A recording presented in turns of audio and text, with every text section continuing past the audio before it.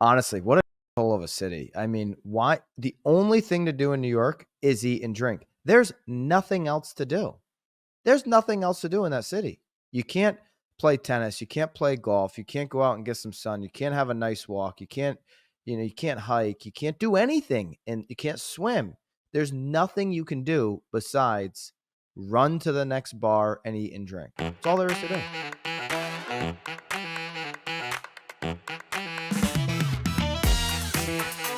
If you're not getting educated about local and national real estate market condition, the news cycles, the DOJ investigations, and most importantly, what's going on in the market itself, you're doing yourself and your client base a disservice. This is the Knowledge Brokers Podcast. I'm Tom Toole here with Lisa Chinatti and Byron Lazine. Byron is back in his safe bubble of Florida. I'm very happy for you, my friend. I know we actually got a chance to all hang out in person last week, and Byron's wearing short sleeves. Lisa and I are in our winter attire. And we've got some DOJ news. We've got a Trump appointee that I want to talk about first. And we're also going to discuss the reason people are moving. Lisa's going to talk about profitability, which if you're planning right now and you want to be an agent to make a lot more money this year, listen to what she's going to talk about, because profitability matters more than number of sales in every case. And we're going to unpack a whole lot of stuff about being ready for 2025. But first, we had Donald Trump, President-elect Trump, whatever we're supposed to call him right now. He has a nomination of a woman named Gail Slater with an antitrust background. For a lot of people, Byron, I know you said I'm not paying attention to anything until January 20th when it comes to the DOJ. This appointee is getting some feedback that's, I don't know, is ideal for real estate agents. Steve Murray was quoted that my gut tells me this isn't going to be a good thing for us. He's the co-founder of Real Trends Consulting. It may be neutral at best, which just means that everything pretty much continues. What do you two think about this?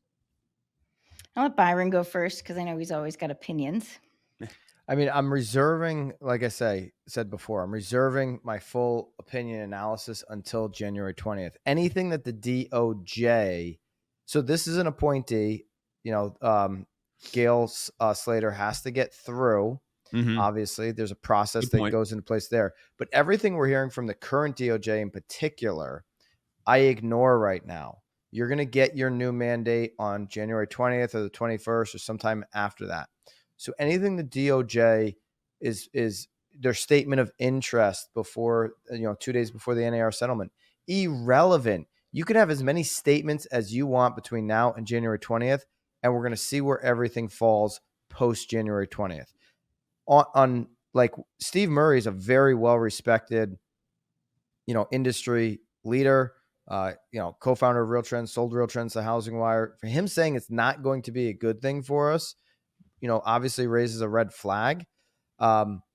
He says that the focus on the real estate industry might remain. So, JD Vance, he's in this piece on Housing Wire. He's the vice president-elect. Mm-hmm. He's super antitrust. Gail Slater, super antitrust. That being said, there's an argument on the real estate industry side that there's not this antitrust conspiracy going on. So, one thing we have seen mentioned in this administration a lot, whether it's this new administration coming in, whether it's DOJ or whether, it's other parts of the new administration, common sense decisions are going to be a part of this new administration. And so if you take a look at the industry from a common sense perspective, Warren Buffett said it best. He's like, I looked at all the models that people are talking about, the past models, and the past model is the one that works the best. Okay. Mm-hmm. So, if you look at it from the antitrust allegations from a common sense perspective, they might not be as big as some of the folks that are talking about them are claiming them to be. Yeah, I think one of my big takeaways is that I think one of the big focuses was big tech and understanding how antitrust in the big tech space is going to play out. And I know that was the bigger focus of Trump kind of going in. And so it'll be interesting to watch and see if that antitrust stuff shakes over into real estate as a whole, or if it really stays focused more on the Googles of the world and the other big tech players that have been kind of stifling growth and competition within that tech space in general. You've seen some of those Bezos and Zuckerberg in the last week each donate $1 million to Trump's inauguration fund. And so they're certainly very cautious of what you're saying, Lisa. Yeah. And I think if I don't know, if I'm a betting person, I think that that's where the bigger focus will be. I don't think that real estate is out of the crosshairs by any stretch of the imagination, but I don't think it's going to be maybe such a big focus as it we might be perceiving it to be.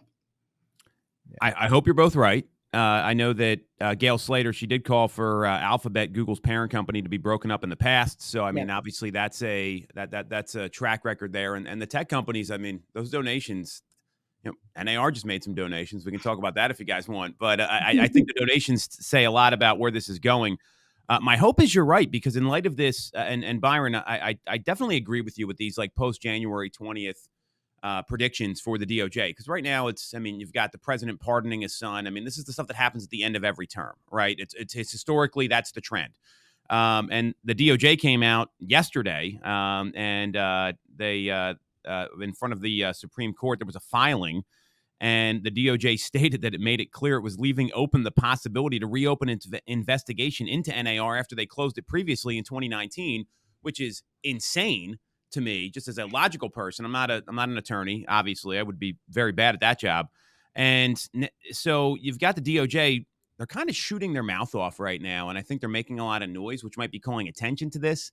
The advice I have for agents is just be ready for this to continue. Don't cross your fingers and hope it's going to get better after January 20th.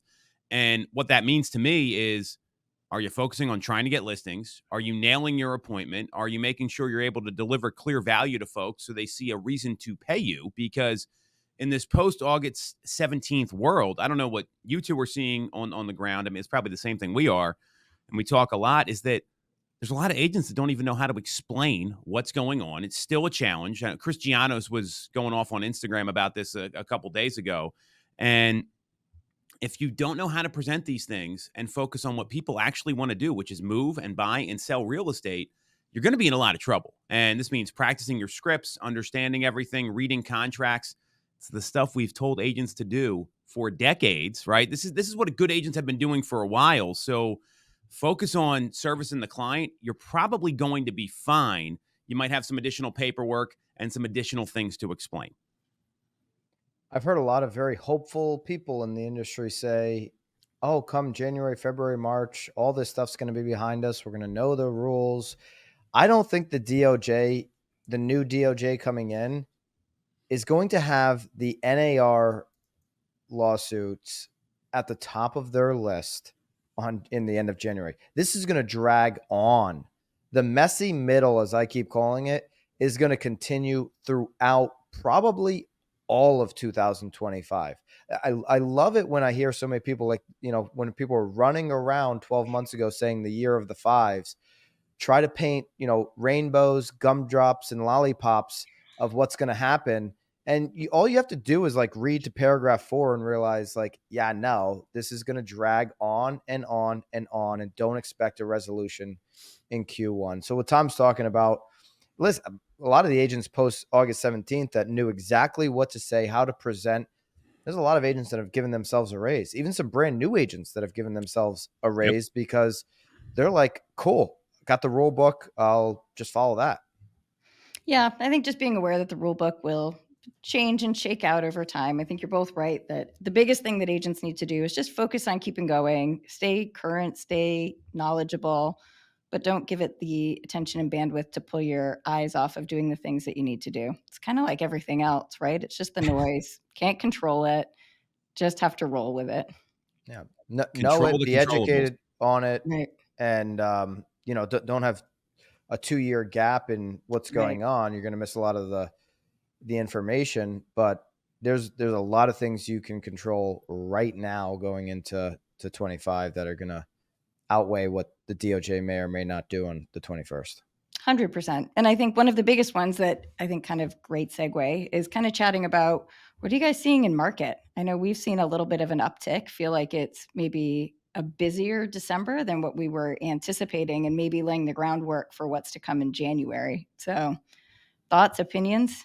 Now, December has been surprisingly better than November. October, November were really hard months for us.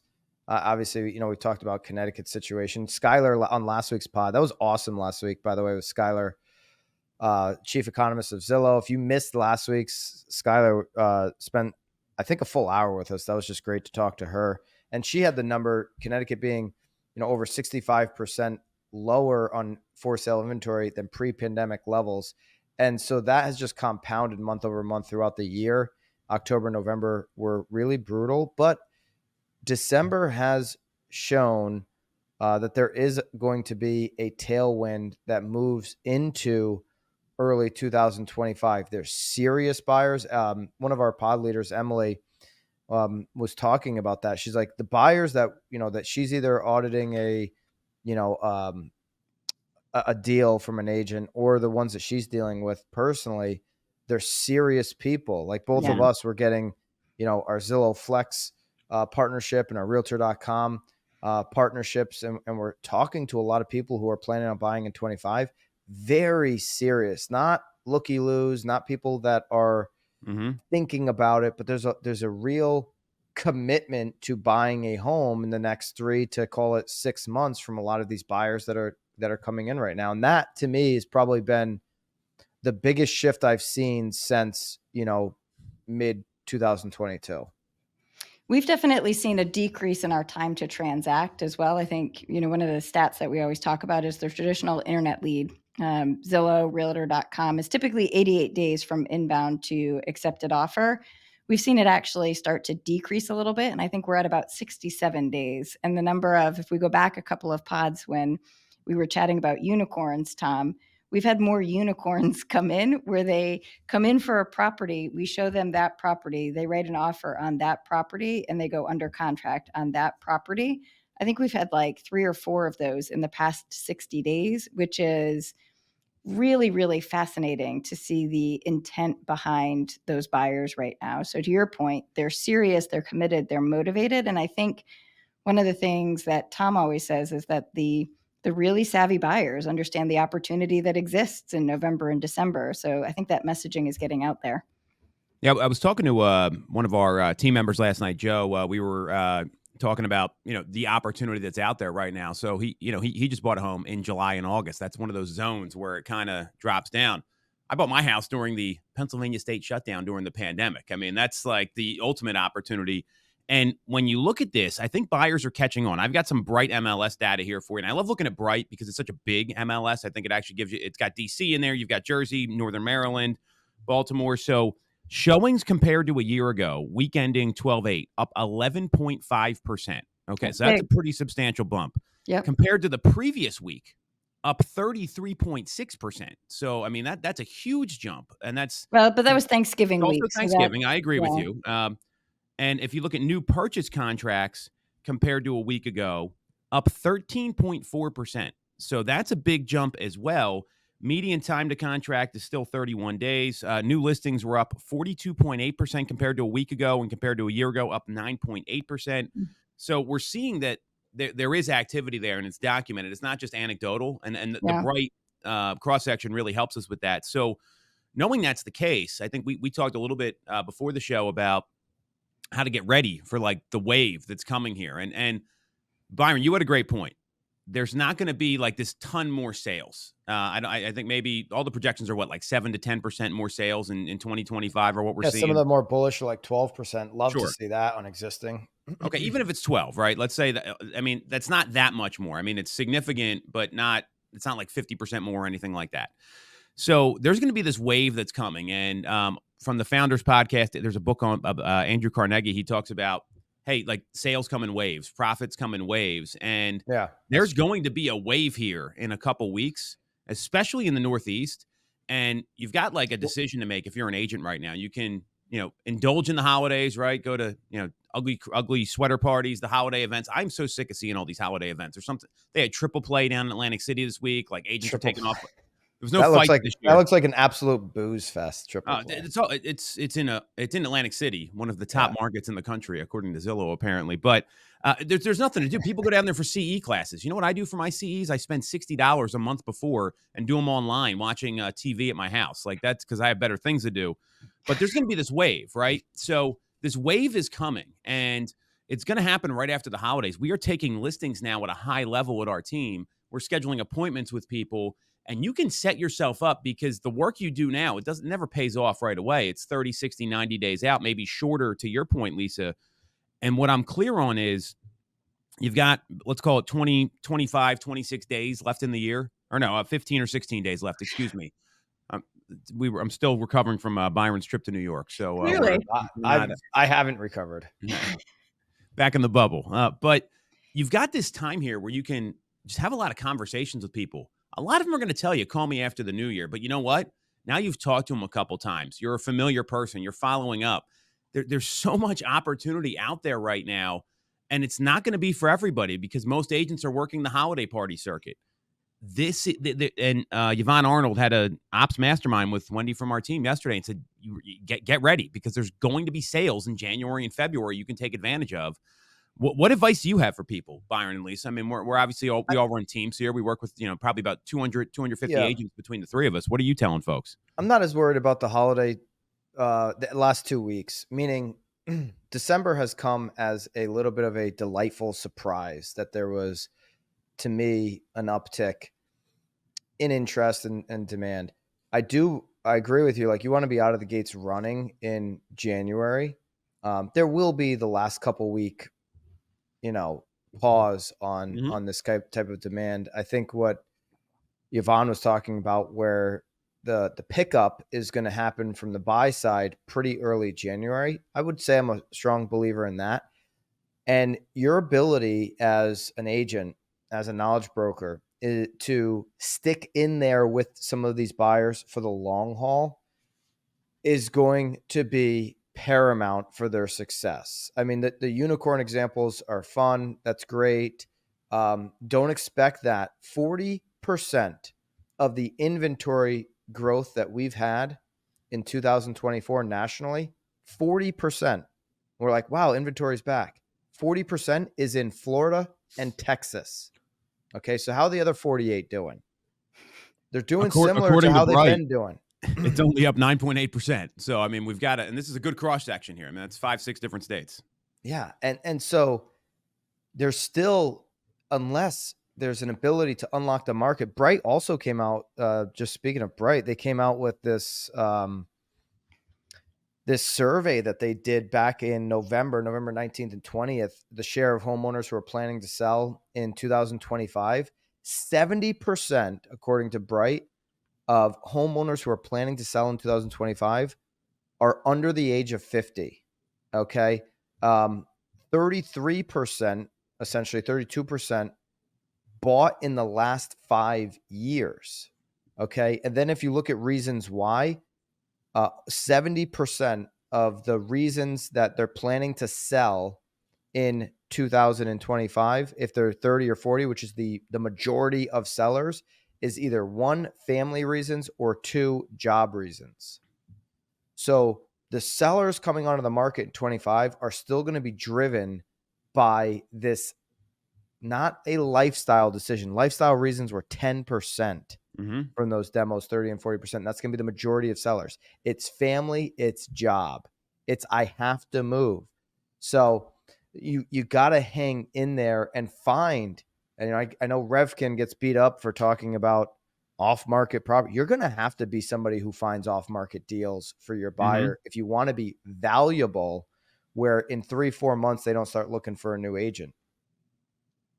Agree. So I'm going to go a slightly different way. I think some of the stuff to do during this time is really digging into practicing skills, knowing numbers, and understanding what those numbers mean for your business, and how it finished out in 2024, and then getting super crystal clear on goal setting for 2025. I think, I don't know, remember when you guys did it, but we just wrapped up our EOS offsite annual. So 2 days offsite. Ours is Monday.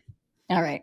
So we just finished ours up, and it was really kind of fascinating to do a deep dive on the numbers from 2024 and then really start to get really super specific and granular on the goals for 2025 and breaking down what it's going to take month over month, quarter over quarter in order to accomplish those goals. And then really kind of, looking at how do you get more efficient? So to your point, guys, with the phone calls and stuff, one of the biggest ways to move the needle is you just get better at your skills, be able to block the same amount of time for calls. But if it used to take like 20 calls to book an appointment, maybe can you finesse your skills so that you can get down to 10 calls to book an appointment, right? And there's so much opportunity to do that over this slower-ish time period because, right, the next 2 weeks, it's go. Well, I would just jump in on that and say, because one thing I think we've got to do a better job as a industry in these discussions is talking about what calls we're making. Yep. Right. So like, I totally agree. If you're not committed to having conversations every single day, how are you going to get into a place where you're doing deals? Obviously making calls, but just making calls and burning through a list that isn't, reflective of actually, if you're calling for listings, a list that's reflective of where the majority of the sellers are going to be. Shout out to Jason Flory. You guys met him at Bam Mania. He watches the hot sheet. And when I was talking about some of these bright MLS numbers, he made a great point. If these numbers, this survey that Bright did is accurate, where 70% of sellers are going to be under the age of 49, and almost 50% of that group is going to be, 39 and younger. What does your marketing need to look like in 2025? Okay. Great point. Is your marketing going to be hammering direct mail to try to get sellers, or is it going to be on social media and messaging like that? If you're thinking you're going to get a 37-year-old to be like really responsive to your door knock or your direct mail versus what they're seeing online, you're seeing it all in the news this week as Trump did the Time, President-elect Trump did the Time magazine interview. He said, one of the reasons I won was the podcast, and then the other side didn't want to, Vice President Harris didn't want to do as many interviews, and she had this door knocking campaign that they promoted as being listen, door knocking might work if you're hitting a 65 and over community. Direct mail on 65 and over might work. Direct mail might work on a super luxury price point where with a decent turnover where it makes sense. But I'd be thinking differently about my direct mail campaigns and my door knocking campaigns in 25. If 70% of the sellers are going to be 49 years and under, I got to be real focused on the apps that they're living in. I agree with that. I do think that there is still I think that younger demographic will respond to direct mail, but I don't think it's going to be the same No kind of direct chance. mail. Oh, I don't. Well, you're okay. Give me an example then. I just don't believe it. My direct mail, I get hit up all the time by a lot of you great Naples agents. I would never. I mean, obviously it's a little bit different. I'm in the business, but I would never make a decision on that. And whether it's a window guy or this guy, I never look at any of it. I take it, I immediately rip it in half, and I throw it in the garbage. There's not one piece of direct mail that has ever influenced my thought. I will say this. There's one piece of direct mail that I do get. Where's the direct mail going? Is it going to your new home?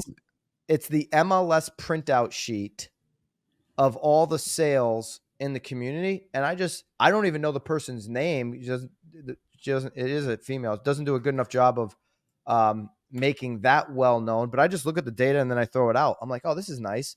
You're putting the data together.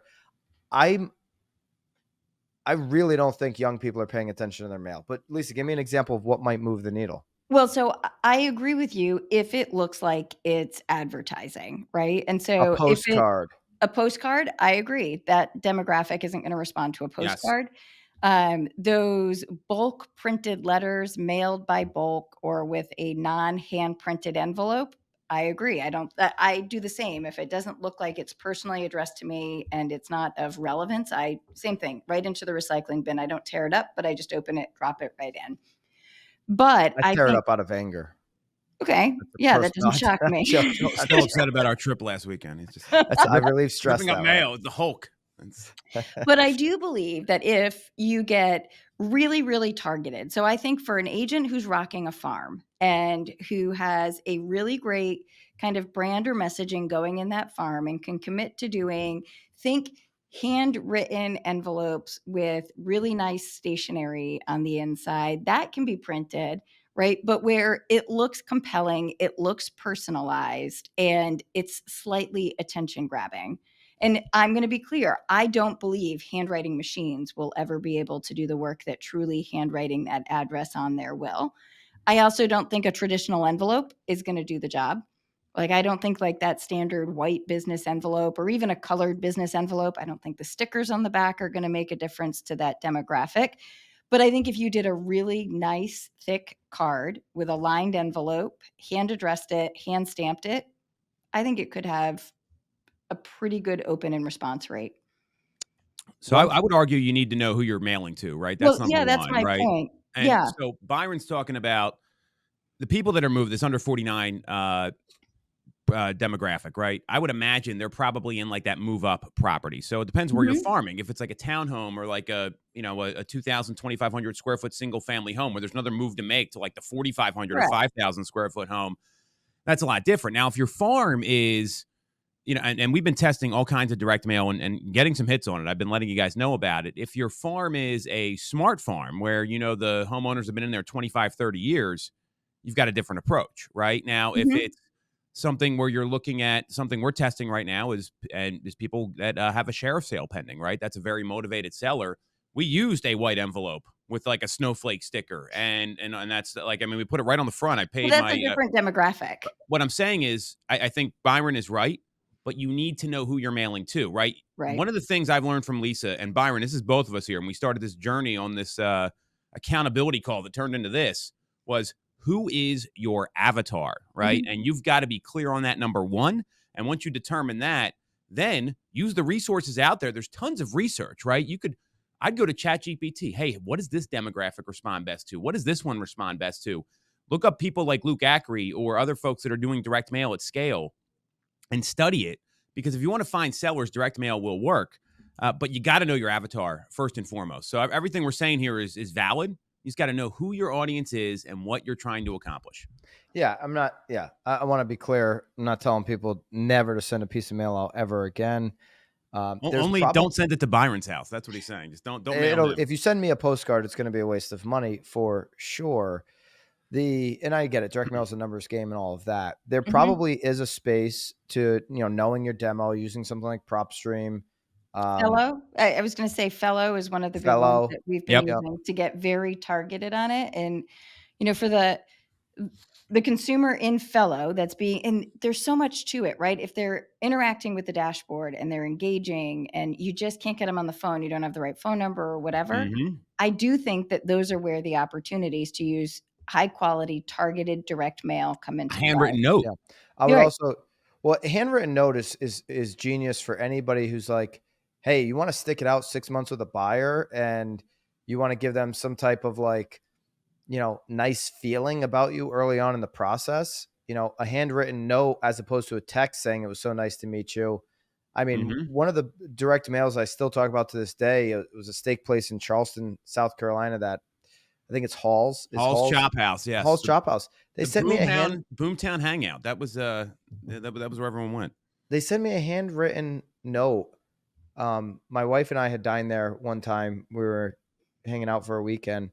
And in the handwritten note, it was like stuff that we talked about with the waiter. Like he took the time to do that. And, that was great. The other space that is probably still that not enough people are doing is the people you've transacted with in the past a couple times a year. And anything I send out to them would be hopefully to engage something digitally as well. Like if you sent out an annual letter to everybody you transacted with in the past, hey, here's what 2024 looked like. Here's what some of the projections are for 2025. Just an annual letter recap. And then maybe at the bottom, hey, here's a survey. If you can click on, QR or something, like, if you could fill this out, and let us know what are some of the things. We have a few ideas in mind to bring the community closer together. What would you be interested in? And maybe just ask the people who transacted in the past, like, is it a summer party? Is it a charity thing? Is it or do you want to opt into receiving not just my annual report that I mailed to you, but something quarterly? Because some of your clients that you've transacted in the past have opted out of your trips. Okay. So maybe an opportunity through the direct mail to get them to re-engage and opt back in. I wouldn't just send a piece of mail and not give any avenue of connecting digitally. How about this one? I just thought of this one because I think Flory made such a good example out of the social stuff. Maybe you get one of those videos that does 12,000 views, which is super possible today. You could have 200 followers. You can hit the right video. You can average 500 views a video. And then on number 10, because of the way the algorithms are working today, you could have 12,000 locally. You could send actually something that looks like a postcard. This is where a postcard might work. 12,000 people in X town, whatever town you're in, watched this, right? And then they go to the QR code. There's that social video and an opportunity to connect where you can at least be connected in the future for social, where you can have a much less expensive conversation with them moving forward. So you have to, the end of the story here to wrap up direct mail, which is, I didn't know we were going to obviously get into this, but you have to be creative to capture attention in 2025. You have to think it through. Do not send just sold language out. That's not thinking it through.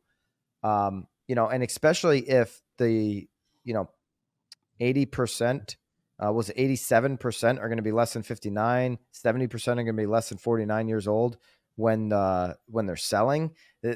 There's a lot of information that comes at these demographics every single day. You'll have to stand out. And I think that's where brand comes into place. I remember back, I talk about this all the time. When I was selling and farming, my messaging was the same across every channel, right? If you got it in your mailbox, you were seeing it on social media, it was being targeted through Google, there was a video done around it.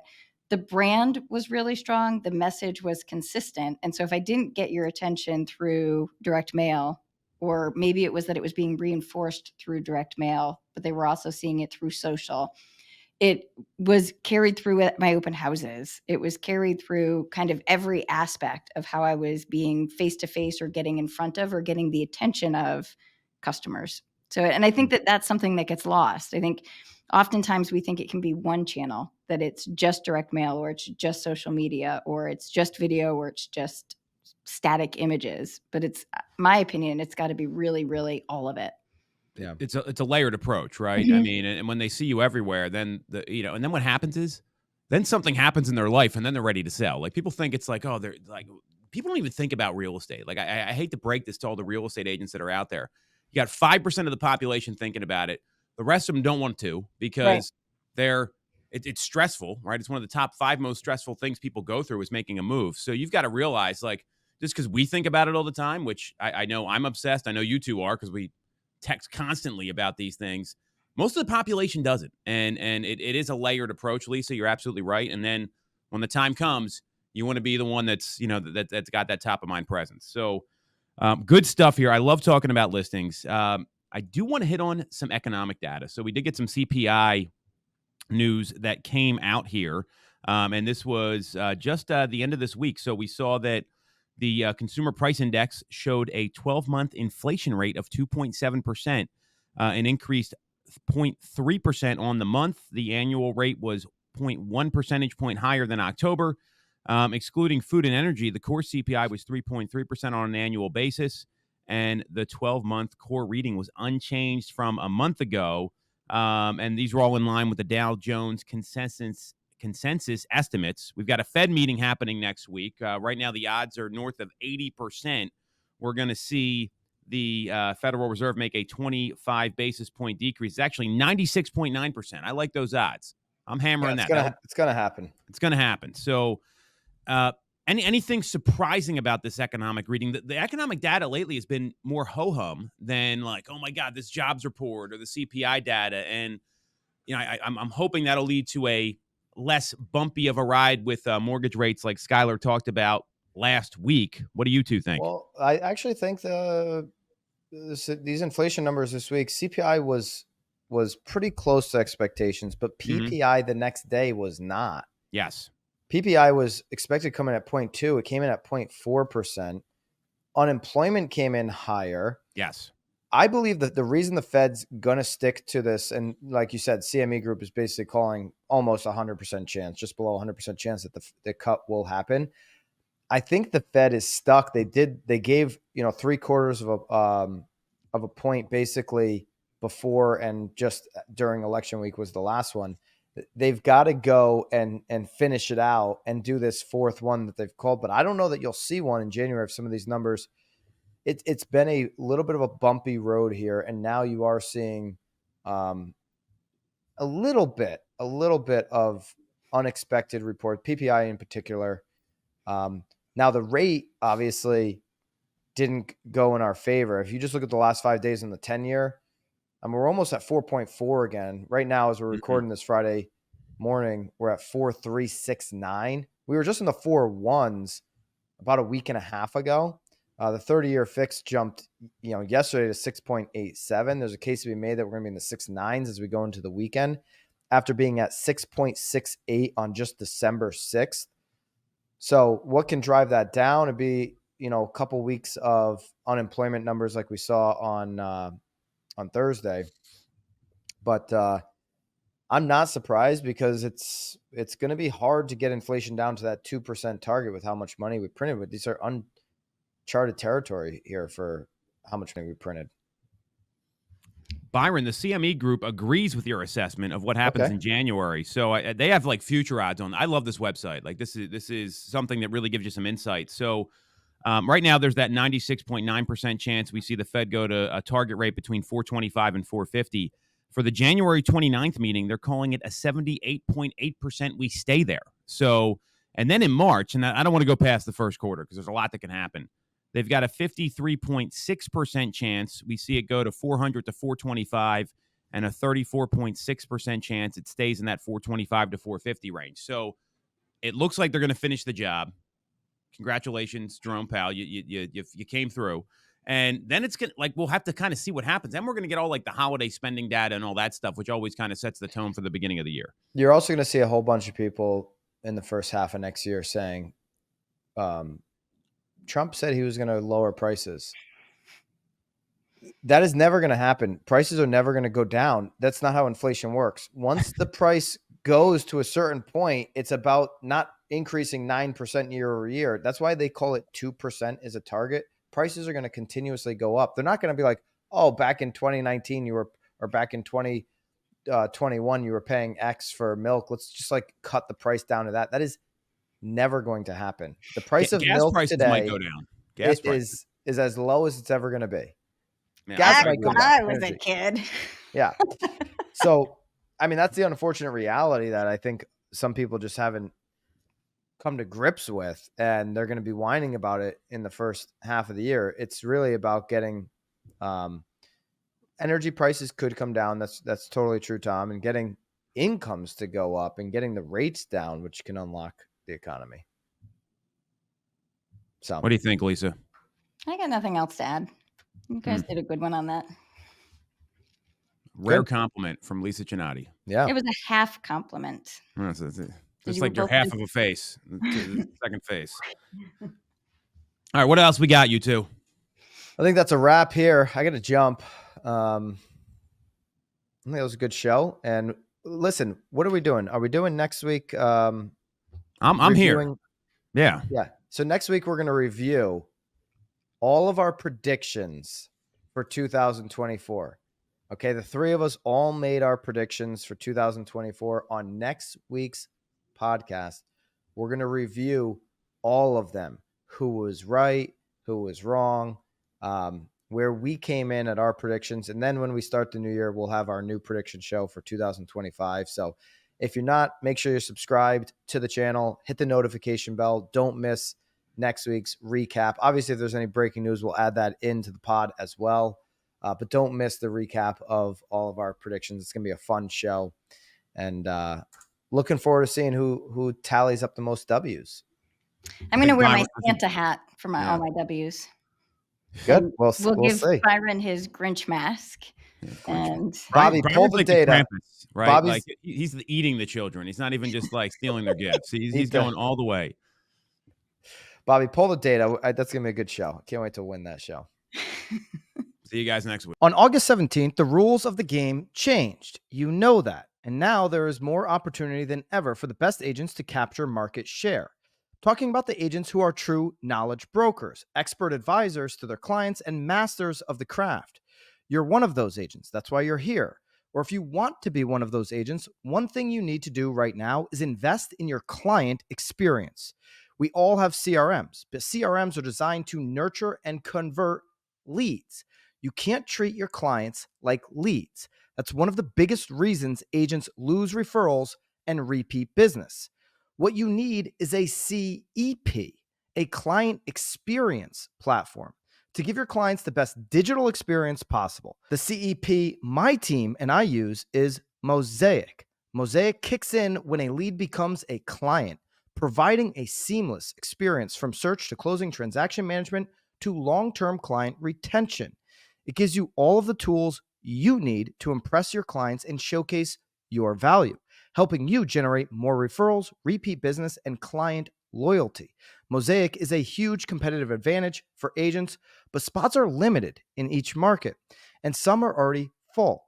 Head to mosaic.io, or click the link in the description to see if there's any availability in your market.